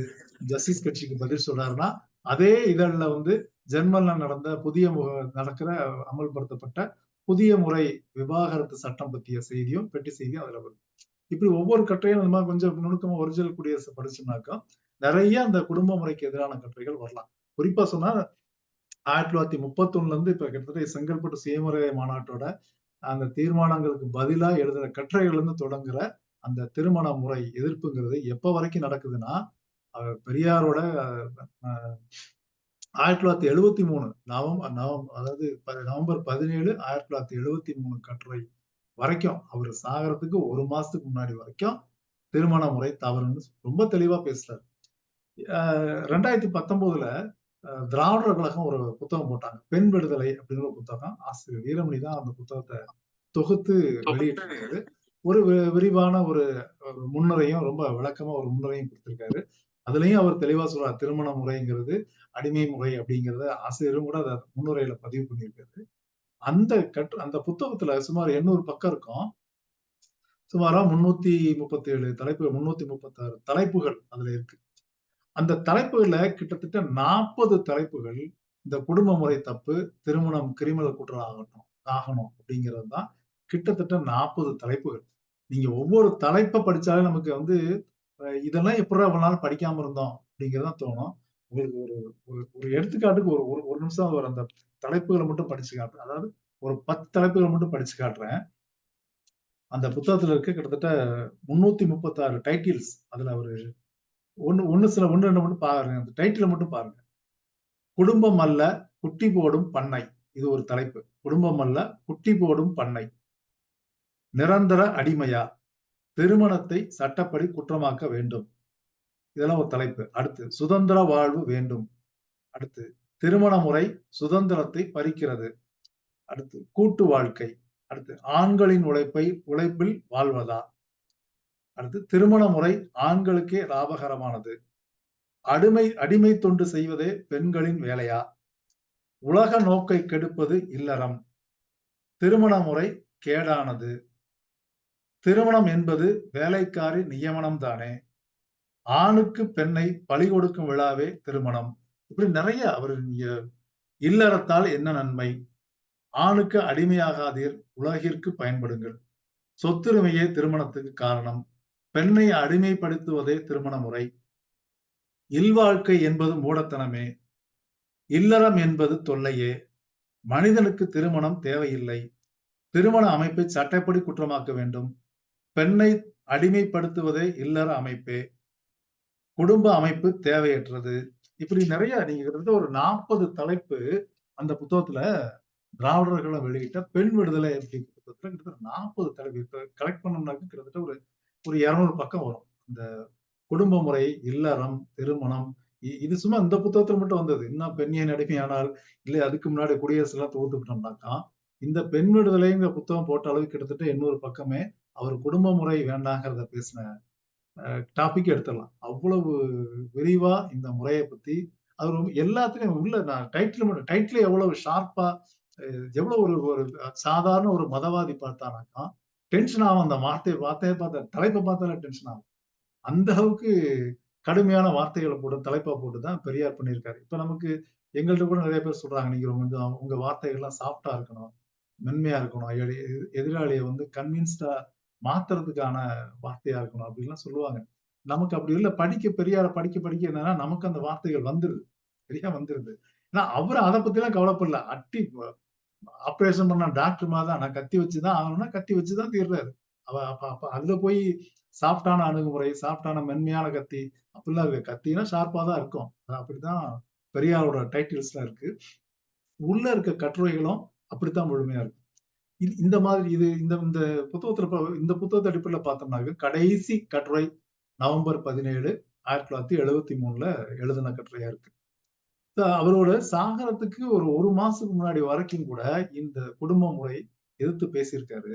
ஆனா, நாம எங்க கூட இருக்க தோழர்களுக்கே அத பத்தி இந்த டைட்டில் போடும்போது, அவங்களுக்கே ஒரு தடுமாற்றம், ஒரு தயக்கம். என்ன இதெல்லாம் பெரியார் பேசியிருப்பாரா? இப்படிலாம் பேசியிருக்காரா? நம்ம இத வந்து பெரியாரோட ரைட்டிங்ஸ்ல இருந்து நம்ம எடுத்து குடுக்க முடியுமா? இல்ல நம்ம விருப்பமா தான் அத புரிஞ்சுக்குவாங்களா? அப்படின்னு ஒரு தயக்கம் இருந்தது. நம்ம ஏதோ ஒரு சில கட்டுரைகள படிச்சிருந்தத வச்சு அத பேசுறோம். ஆனா இதுக்கப்புறமேலு இந்த விஷயங்கள தெளிவுபடுத்தணுங்கிறதுக்காக நம்ம நெறைய படிக்கும்போது தான், பெரியார் 500க்கும் மேற்பட்ட இப்ப என்னால உறுதியா சொல்ல முடியும். குறைஞ்சது 500 பக்கமாவது குடும்ப முறை எதிர்ப்புக்காக பெரியார் பேசின கட்டுரைகள தொகுக்க முடியும். அந்த அளவுக்கு பேசியிருக்காரு. ஆனா நாம இத குறைந்தபட்சம் பெரியார் பெரியார் இயக்கத்துல இருக்க தொண்டர்கள் இத படிக்கிறோமா? ஆ கொஞ்சமாவது நடைமுறைப்படுத்தணும்னு ஏதாவது நினைக்கிறேன். நடைமுறைப்படுத்தணும்னா இப்ப ஆல்ரெடி குடும்பமா இருக்கவங்கள ஒண்ணும் பண்ண முடியாது. குடும்பமே ஒழியணும்னு சொல்லிட்டு எல்லா குடும்பத்த விட்டு போங்கன்னு சொல்லல. அது வேற டாபிக். ஆனா, இனிமேல் அடுத்த கட்டத்துல அடுத்த தலைமுறை அ திருமணம்ங்கிற முறைக்கு வரப்போறாங்கன்னா, அவங்க எந்த அளவுக்கு எடுத்ததுமே எல்லாத்தையும் முடிச்சிட முடியும். குடும்பங்கிற செட்டப்பே ஒழிக்க முடியுங்கிற நம்பிக்கை எனக்கு இல்ல. அது ஒவ்வொரு காலகட்டத்திலயும் ஒவ்வொன்னா ஒவ்வொரு ஸ்டெப்பா மாறிக்கிட்டே இருக்கும். இன்னைக்கே மாறிடுச்சு. இன்னைக்கு வந்து லிவ் இன் டுகெதர், கம்பானியன்ஷிப் இப்படிலாம் நெறைய வந்துருச்சு. ஆ இன்னும் அதெல்லாம் தேவையில்லாம இப்பல்லாம் சிச்சுவேஷன்ஷிப் அது இதுன்னு நெறைய உறவு முறைகள் வந்துருச்சு. இன்னைக்கு நம்ம எதிர்பார்க்கிறத விட மிக வேகமா உறவு முறைகள் வந்து புது வடிவங்கள்ல வந்துட்டு இருக்கு. திருமணம் வேண்டாம் அப்படின்னு முடிவெடுக்கிற பெண்களின் எண்ணிக்கை உயர்ந்துகிட்டு இருக்கு. ஆண்களின் எண்ணிக்கையும் உயர்ந்துகிட்டு இருக்கு. அதாவது ஜப்பான் மாதிரி நாடுகள்ல பெண்கள் திருமணமே வேண்டான்னு முடிவெடுத்துட்டாங்க. அப்படிங்கிறலாம் கட்டுரையெல்லாம் படிச்சா, இப்ப தமிழ்நாட்டுல சென்னையிலேயே அந்த மாதிரி சர்வே ரிப்போர்ட்லாம் வருது. இப்ப இந்த டிண்டர் ஆப்பு, இந்த அந்த மாதிரி டேட்டிங் ஆப்ஸ் எல்லாம் பார்த்தீங்கன்னாக்கா, அவங்க சில சர்வே எடுத்து போடுறாங்க. அதெல்லாம் படிச்சோம். டிண்டர் ஆப்போட சர்வே அதெல்லாம் பார்த்தோம்னாக்கா, அவங்க கிட்டத்தட்ட அவங்களோட கஸ்டமர்ஸ்ல அந்த டேட்டிங் ஆப்ல வர்ற கஸ்டமர்ஸ்ல ஒரு 2 சர்வே எடுக்குறாங்க. அதுல 70% ஆண்கள், கிட்டத்தட்ட 75% பெண்கள் வந்து திருமண முறை வேண்டான்னு சொல்லி தான் இந்த செட்டப்புக்கு வர்றேன்னு சொல்றாங்க. பெண்கள் சில சில விஷயத்துல என்னாங்கன்னா, பெண்கள் என்ன எதிர்பார்க்கிறாங்கன்னா, எமோஷனல் பாண்டிங் தேவை. அது கொஞ்சம் ஷார்ட் டேர்மா இருந்தா போதும். அப்படிங்கிற மாரி எதிர்பார்க்கிற பெண்களும் இருக்காங்க. அப்படிங்கிறதெல்லாம் அந்த அந்த சர்வே ரிப்போர்ட்ஸ்ல போடுறாங்க. இந்த மாரி டேட்டிங் சைட்ஸ்ல இருக்க ஒரு 10 ஆண்டுகளா என்ன நிலைமை அப்படிங்கிறதெல்லாம் அவங்க சர்வே ரிப்போர்ட்டா போட்டிருக்காங்க. டேட்டிங் ஆப்ஸ்ல. இந்த மாதிரி நாம எதிர்பார்க்கிறத விட வேற ரொம்ப வேகமா இந்த குடும்ப முறை, திருமண முறைக்கு மாற்றான வடிவங்கள் உருவாகிட்டு இருக்கு. இந்த காலகட்டத்துல நாம பெரியாரிஸ்டுகள், அம்பேத்கரிஸ்டுகள், மார்க்சிஸ்டுகள் இத பத்திய விவாதத்த நம்ம தோழர்களுக்குள்ள கொண்டு போகணும். அடுத்த தலைமுறையாவது இதுல முதல் கட்டம் என்ன வரும்? ஒரு டெமோக்ராட்டிக்கான சூழல் வரலாம். குடும்பங்கிற முறை வந்து உடனே ஒழிஞ்சிராது. ஏன்னா, மார்க்ஸோ, பெரியாரோ, அம்பேத்கரோ எல்லாமே சொல்றதுபடி வந்து இந்த சமூக அமைப்பு மாறாம, இல்ல இந்தியாவ பொறுத்தவரை இந்து மதம்ங்கிறது அதுல மிகப்பெரிய உடைப்பு உருவாகாம, இந்த குடும்ப முறை பெருசா மாற்றத்துக்கு வர முடியாது. உடனே டக்குனு குடும்ப முறை வேண்டான்னு தாவி போயிற முடியாது. அது ஒவ்வொரு ஸ்டெப்பா வரும். அந்த வேலைகள நம்ம செய்யணும். பெரியார் வந்து இந்து மதத்த எதுக்கணும்னாரா, ஏதோ அது தீபாவளிக்கு வந்து தீபாவளி மறுப்பு நோட்டீஸ் குடுக்கறதுக்கோ, சரஸ்வதி பூஜைக்கு எதிரான நோட்டீஸ் குடுக்கறதுக்கோ இல்ல. அது இந்து மதத்தை எதிர்க்கிறதுங்கிறது கடவுளர் கதைகளை பேசிட்டு நம்ம கிண்டல் பண்றதுக்காக மட்டும் இல்ல.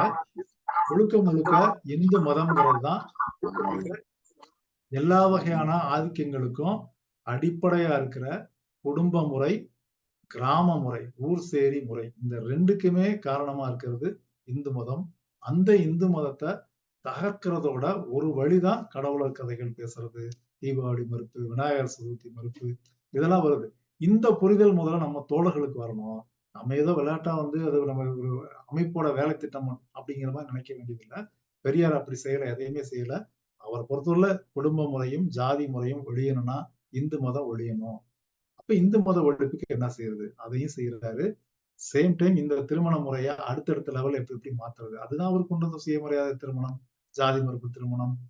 இது எல்லாமே அவரோட வந்து திருமண முறையில, குடும்ப முறையில உடைப்பெடு அது சின்ன சின்ன தாக்குதல உருவாக்குறது தான் இந்த அவர் கொண்டு வந்த எல்லா பண்பாட்டு மாற்றங்களும் அப்படித்தான் வருது. இப்படிதான் இதுதான் நம்மளோட அடுத்த கட்ட வேலைங்கிறது. பெரியார் பெரிதும் பேசின ஒரு விஷயத்த இப்ப நம்ம தோழர்களுக்குள்ள ஒரு விவாதமாக்கணும். அடுத்த தலைமுறையிலயாவது ஒரு ஜனநாயகமா ஒரு ஆணை மையப்படுத்திய குடும்ப அமைப்பு, ஜாதியை மையப்படுத்திய கிராம அமைப்பு, சமுதாய அமைப்பு அப்படிங்கிற 2 விஷயத்திலையும் நாம ஒரு மிகப்பெரிய உடைப்பை, தாக்குதலை உருவாக்கணும். உருவாக்குறதுக்கான தயாரிப்புகளை இயக்கங்கள் செய்யணும். அப்படிங்கிறது தான் இந்த கூட்டத்தின் மூலமா நான் கேட்டுக்கிறது. நேரம் எனக்கு தெரிஞ்சு முடிஞ்சிருச்சுன்னு நினைக்கிறேன். வாய்ப்பு நேரம் இருக்குதுன்னா இன்னும் கொஞ்சம் பேசலாம்.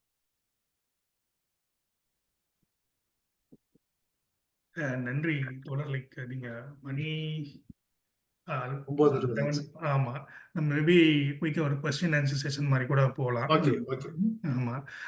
பெரிய டாபிக் தான். லைக் நம்ம ஆரம்பிக்கும் போது நம்ம எப்படி இருக்கும்னு யோசிச்சுட்டு இருந்தேன். பட் நீங்க மார்க்ஸ் ஏஞ்சல்ஸ்ல இருந்து ஆரம்பிச்சிருக்கீங்க.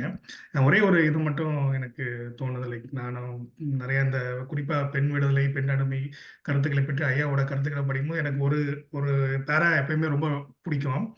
அவர் ஒரு இடத்துல சொல்லுவாரு, ஒரு பெண்ங்கிறது வந்து த இன்னாருடைய மகள் அதுல பெருமை இல்ல. இன்னாருடைய மனைவிங்கிறதுல பெருமை இல்ல. இவ்வளோ கிராம் தங்கம் வச்சிருக்கேன் அப்படிங்கிறதுல எனக்கு பெருமை இல்ல. பட் இந்த கல்வி கற்றிருக்கேன், இந்த துறையில் நிபுணத்துவம் பெற்றிருக்கேன் அப்படின்னு சொல்றதுல தான் ஒரு பெண்ணுக்கு பெருமை அப்படின்னு ஒரு இடத்துல சொல்லியிருப்பாரு. எனக்கு அதான் நீங்க பேசும்போது அந்த வயது பற்றி, கல்வி பற்றி எல்லாம் பேசும்போது நினைவுக்கு வந்துச்சு. நன்றி தொடர். மிக அருமையான உரை. நம்ம குயிக்கா நம்ம சுரேஷ் ரைஸ் பண்ணியிருக்காரு. யாருக்கெல்லாம் கேள்வி இருக்கோ ஹேண்ட் ரைஸ் பண்ணுங்க. Then will go for a question and answer. நன்றி ஆசிப். நன்றி அதியசுரன். ரொம்ப அழகான அதிக தகவல்களுடைய ஒரு உரையாடல். நிறைய தகவல்கள் தெரிஞ்சுக்கிட்டோம். எனக்கு ஒரு கேள்வி இருந்தது. அண்ட் 2 பாயிண்ட் தான். ஒரு பாயிண்ட் வந்து, நாம் பெரியார படிக்கும்போது பெண் ஏன் அடிமையானாள் வந்து போற போக்குல ஒரே ஒரு லைன் குறிப்பிட்டிருப்பாரு. உலகத்திலேயே பெண்களுக்கான சுதந்திரம், பண்பாட்டில் சுதந்திரம் கொடுக்கப்பட்ட ஒரு சமூகம் ரஷ்ய சமூகம் அப்படின்னு போற போக்குல குறிப்பிட்டிருப்பாரு. எனக்கு ரொம்ப ஆச்சரியமா இருந்தது. அதுக்கப்புறமா நான் தேடி படிக்கும்போது தாஸ்தாவஸ்கியோ இல்ல டால்டாய்ஸோ படிக்கும்போது ரஷ்ய சமூகத்தில் பெண்களுடைய சுதந்திரம் எவ்வளவு சிறப்பா இருக்குன்னு அவங்களுடைய இலக்கியங்கள்ல, நாவல்கள் எழுதியிருப்பாங்க. அதை படிக்க படிக்க எனக்கு பெரியார் ஞாபகம் வந்துகிட்டே இருந்தாரு. ஏன்னா 100 வருஷத்துக்கு முன்னால, 150 வருஷத்துக்கு முன்னால இவையெல்லாம் தெரிஞ்சு ஒரு மனிதர் நமக்கு ரஷ்யாவில் பெண்களின் சுதந்திரம் மிகச் சிறப்பா இருக்கு அந்த பண்பாட்டுல, அதை நம்ம வந்து கடைபிடிக்கணும், அதை நம்ம கத்துக்கணும் அப்படின்னு சொன்னதுக்கு அப்புறமா தான் நான் போய் படிச்சு பார்த்தேன். அவ்வளவு அருமையா இருந்து. குறிப்பா நண்பர்களுக்கு சொல்லட்டும், அண்ணா கரினேனா ரொம்ப ஃபேமஸான ஒரு புத்தகம். படமாவும் வந்திருக்கு. அதை நீங்க படிச்சீங்கனாலோ இல்ல பாத்தீங்கனாலோ தெரியும். அவளுக்கு வந்து அவளுக்கு கல்யாணம் ஆகி குழந்தை இருக்கும். ஆனாலும் ஒரு ஆண் ஏனோ பிடிக்கல, ஏன்னு சொல்ல முடியாது. ஒரு ஆண் பிடிச்சிருக்கும். அவ தன் கணவனை விட்டுட்டு பிடிச்ச காதலனோட போவா. அதுக்கப்புறம் என்ன ஆகுதுன்றது நாவல் தேவையில்லை. அது வந்து நாவலுடைய கதை. நம்மளோட இது என்னன்னா, அந்த சமூகம் அதை மிக மரியாதையுடன் ஏற்று, அந்த பெண்ணுக்கு அந்த சுதந்திரம் வழங்கப்பட்டிருக்குது. அந்த பெண் டிசைட் பண்றா, ஓகே எனக்கு இவங்களோட தான் வாழணும், எனக்கு இது பிடிச்சிருக்கு, இதுதான் என்னோட வாழ்வு அப்படின்னு எடுத்துக்கிட்டு போறா. அத படிக்க படிக்க நம்ம ஒப்பிட்டுக்க வேண்டியிருக்கு. ஆம், அது கொஞ்சம் நாள் எடுத்தது அத புரிஞ்சுக்க. இது அப்போ 100 வருஷத்துக்கு முன்னால பெரியாருக்கு தெரிஞ்சிருக்கு. அவர் நமக்கு வழிகாட்டுறாரு. அத போய் பாரு அப்படின்னு. நாம் நண்பர்களுக்கும் சொல்றது, அ தெரிஞ்சிருந்தா அண்ணா கரீனினா படிங்க, இல்ல பாருங்க. இல்ல டால்ஸ்டாயோ, தாஸ்கோவ்ஸ்கியோ படிச்சீங்கன்னா உங்களுக்கு அந்த சமூகத்தின பத்தி தெரியும். இங்க அதியசுரன் தோழருக்கு என்னோட கேள்வி என்னன்னா, கேள்வியோ இல்ல வேண்டுகோளோ, ஒண்ணு நீங்க அ நேரேட் பண்ணதுல ஜெர்மன் நெறைய வந்தது. ரஷ்யா வரல. சோ அத நான் எதிர்பார்த்துட்டு இருந்தேன். இன்னும் கொஞ்சம் அதையும் நீங்க அ கொண்டு வந்தீங்கன்னா, இன்னும் பெரிய விசிபிலிட்டி, வெளிச்சம் கிடைக்கும்னு நெனைக்கிறேன். அ என்னோட வேண்டுகோள் என்னன்னா, இத பேசும்போது ஏன் இந்த குடும்ப உறவு முறை ஒழியணும்? இல்லன்னா ஏன் இத உடைக்கணும்னு அதோடைய பலன்கள் என்ன அப்படிங்கிறத இன்னும் சிறப்பா எடுத்து வச்சோம்னா, இன்னும் டீட்டெயில் அவுட் பண்ணா, மக்களுக்கு அது புரியுமோ அப்படின்னு தோணுது. சோ நம்ம பேசுறதுல பாதி வந்து அதோடைய பலன்கள் என்ன? அது கோல் என்ன? ஏன் எத நோக்கி நம்ம போறோம்? என்ன நமக்கு கிடைக்கும்? அப்படிங்கிறத கொஞ்சம் மக்களுக்கு அ கன்வின்சிங்கா நம்மளால வந்து அ ஆர்டிகுலேட் பண்ண முடிஞ்சதுன்னா, தொகுக்க முடிஞ்சு அத கொண்டு சென்றோம்னா, ரொம்ப நல்லா இருக்கும்னு நெனைக்கிறேன். ஏன்னா, இப்ப என் வீட்டு பக்கத்துல ஒரு போலீஸ்காரி இருக்காங்க. அவங்களுக்கு 2 குழந்தைங்க. ஹஸ்பண்ட் எங்கேயோ இருக்காரு. அவங்க ஒரு காலத்துல அவரோட வாழ்ந்தாங்க. இப்ப அவங்களுக்கு வந்து அது புடிக்கல. அவங்க தனியா வந்து வாழ்ந்துட்டு இருக்காங்க. குழந்தைங்க காலேஜுக்கு போது. ரொம்ப சிறப்பா வாழறாங்க அவங்களோட பிரைவசில. இப்போ போன மாசம் அவங்கள மீட் பண்ணும்போது, பக்கத்து வீடு தான். ஆனாலும் ரொம்ப நாள் பொறுத்து மீட் பண்ணோம். மீட் பண்ணும்போது அவங்க ஒருத்தர விரும்புறாங்க. அ அவரோட வாழறாங்க. ரொம்ப பிளசன்ட்டா இருக்கு. அந்த குழந்தைங்களோட லைஃப்பும் சரி, அவங்களோட லைஃப்பும் சரி. நமக்கு நம்ம கல்ச்சர்ல இருந்து அத பார்க்கும்போது நெறைய விஷயங்கள் நமக்கு வந்து புரியுது. நாம எப்படி வாழ்ந்துட்டு இருக்கோம், அவங்க எப்படி வாழ்ந்துட்டு இருக்காங்க. ஏன்ற கேள்வி வருது. இது வந்து உலகத்த பார்க்கும்போது நாம புரிஞ்சுக்கிற விஷயமா இருக்கு. ஆனா நான் கேட்க வந்தது அந்த பலன்கள். அந்த பலன்கள நம்மளால தொகுத்து முடிச்சா ரொம்ப நல்லா இருக்கும்னு நெனைக்கிறேன். நன்றி. நன்றி தோழர். இது வந்து என்ன எனக்கு நேரம் 3/4 மணி நேரங்கிறது, அதுல 1 மணி நேரமா அதுக்கு மேல பேசினா எல்லாரும் கேட்பாங்களான்னு தெரியல. இது வந்து நாங்க ஆரம்பத்திலே சொன்ன மாதிரி, ஒரு 4 வாரம் நாங்க நடத்தின கிளாஸ். ஒவ்வொரு வாரமும் கிட்டத்தட்ட 8 மணி நேரம்.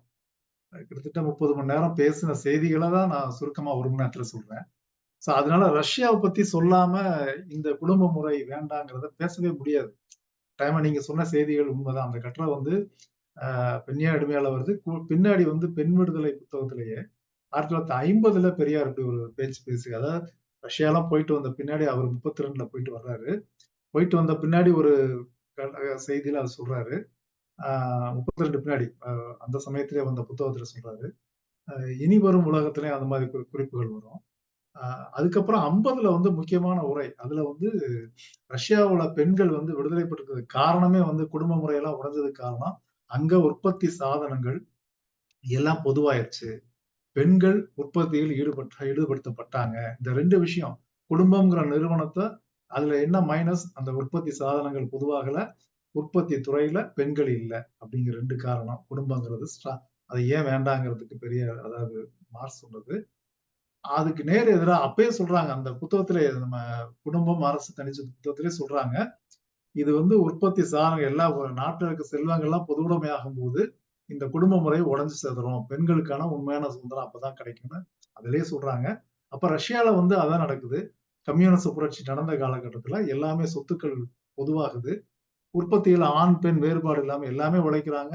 யாருக்கும் சொத்து தேவையில்ல. அவங்களுக்கு பிறந்த குழந்தைகள வளர்க்க வேண்டிய பொறுப்பு அரசாங்கத்துக்கு போயிருது. இப்ப குழந்தைகள வளர்க்கிற பொறுப்பே நமக்கு இல்ல அப்படிங்கும்போது, அவங்களுக்கு சொத்து சேர்க்கிறப்ப யாருமே சொத்தும் சேர்க்க முடியாது. சொத்து சேர்க்கறதுக்கான வாய்ப்பு இல்ல. சொத்துக்கள்லாம் பொதுங்கும்போது, எனக்கு குழந்தைய பத்தி அக்கறை இல்ல. உண்மையான காதல் அப்பதான் வரும்.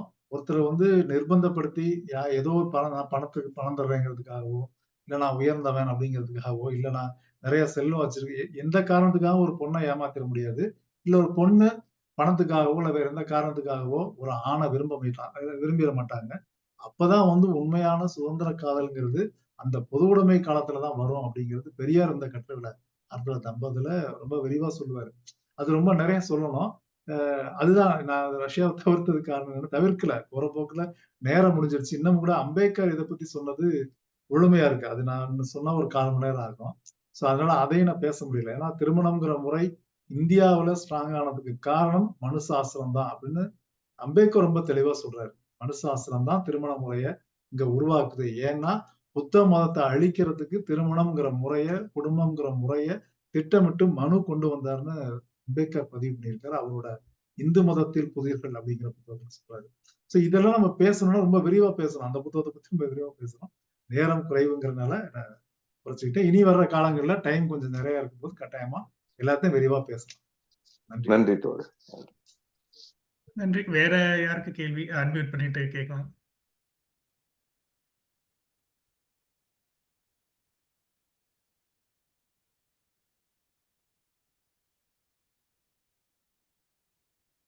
தம்பி வாழ்த்துக்கள் அதிகசுரன்.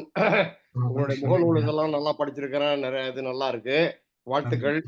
இது வந்து குடும்பங்கிறது வந்து அரிஸ்டாட்டில், சாக்ரட்டிஸ், பிளாட்டோல இருந்து எங்கேயோ வந்திருக்கு இப்ப. ஆனா நம்ம கண்ணு முன்னாடியே பார்க்குற எவல்யூஷன் வந்து தந்தை பெரியார் அவர் சொன்னதுதான். இன்னைக்கு வந்து நம்மளே வந்து தாலிங்கிறது ஒரு பெரிய மறையும் பொருளா மாறிடுச்சு. அதே மாதிரி இப்ப சமையல்ங்கிறதும் மாறும் பொருளா மாறிக்கிட்டு இருக்கு. இப்ப சமையல் செய்யற குடும்பங்களே ரொம்ப குறைச்ச அப்படிங்கிற அளவுக்கு அதான் சொன்னாரு. ஒவ்வொருத்தரும் சமையல் கட்டுல செய்யற நேரம், சேலைக்கு உடுப்புக்கு செய்யற நேரம், இதெல்லாம் எவ்வளவு வீணாக்குறீங்கன்னு சொன்னதெல்லாம் நடைமுறையில வந்துகிட்டு இருக்கு. அதெல்லாம் வந்து முக்கியமா இன்னும் அதை விட பெரிய இது என்னன்னு கேட்டீங்கன்னா, இப்ப இருக்க பெண்கள் வந்து திருமணமே இல்லாம அவங்களே குழந்தை பெத்துக்கிட்டு அந்த குழந்தைய வளர்த்து வர்றதும் வந்துருச்சு.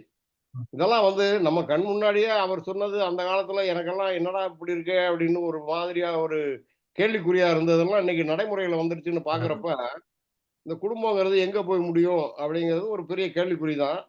அது வளர்ச்சியில தான் முடியும் அப்படிங்கிறது தான் தந்தை பெரியாரோட நம்பிக்கை. மனித நேயத்துல ஒரு அடிப்படை என்னன்னா, பெண் அடிமையா இருக்கக்கூடாது, சுதந்திரம் இருக்கணும், அவங்க விருப்பப்படி எல்லாம் செய்யணும் அப்படிங்கிறது.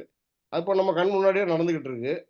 அதனால நமக்கே ஆச்சரியமா இருந்த அந்த நான் தான் சொன்னேன் தாலிங்கிறது பெரிய புனிதமானது அப்படிங்கிற பிம்பத்தை உடைச்சு இப்போ எவ்வளவு எளிமையா வந்துருச்சு அப்படிங்கிறதெல்லாம் பார்க்குறப்ப நீங்க வந்து என்ன நினைக்கிறீங்க? எதிர்காலத்துல இன்னும் ஒரு 100 ஆண்டுகள்ல குடும்பம் எங்க இருக்கும்னு நினைக்கிறீங்க? குடும்பம் இருக்காதுன்னா பெரியாரே சொல்றாரு.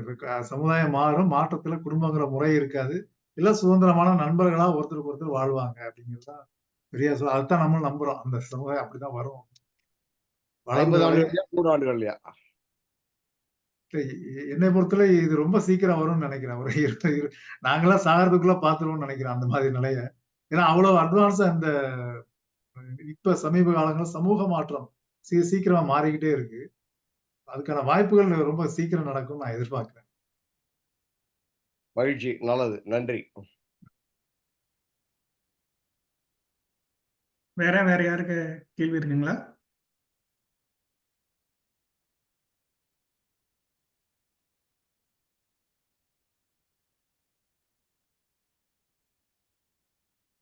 வாழ்த்துக்கள் ஆசிப். அருமையான ஏற்பாடு. நன்றி. நன்றிங்க ஐயா. ஓகே தோழர், ஐ திங்க் நம்ம முடிச்சுக்கலாம்னு நினைக்கிறேன். ரொம்ப நன்றி. எனக்கு தெரியும் லைக் நீங்க பல்வேறு இதுல பயணிச்சுட்டு இருக்கீங்க. அதுல நேரம் ஒதுக்கி பேசினதுக்கு மிக்க நன்றி. மேபி இன்னொன்று நியர் ஃபியூச்சர்லயும் நம்ம முக்கியமான தருணங்கள்ல ஒரு முக்கியமான தலைப்புகளையும் பேசலாம். ரொம்ப நன்றி தோழர். யாழ் தோழர் இணைந்த மாதிரி இருக்கு. அவங்க எதுவும் கேள்வி ஒரே நிமிஷங்க இருக்காங்களா? போயிட்டாங்களா? யாழினி தோழர். ஓகே ஓகே ஓகே இணைஞ்சிருந்த மாதிரி. ஓகேங்க, நன்றி, மிக்க நன்றி தோழர். இணைந்த அனைவருக்கும் நன்றி. முடிச்சு. நன்றி. நன்றிங்க. நன்றி அனைவருக்கும். நன்றி.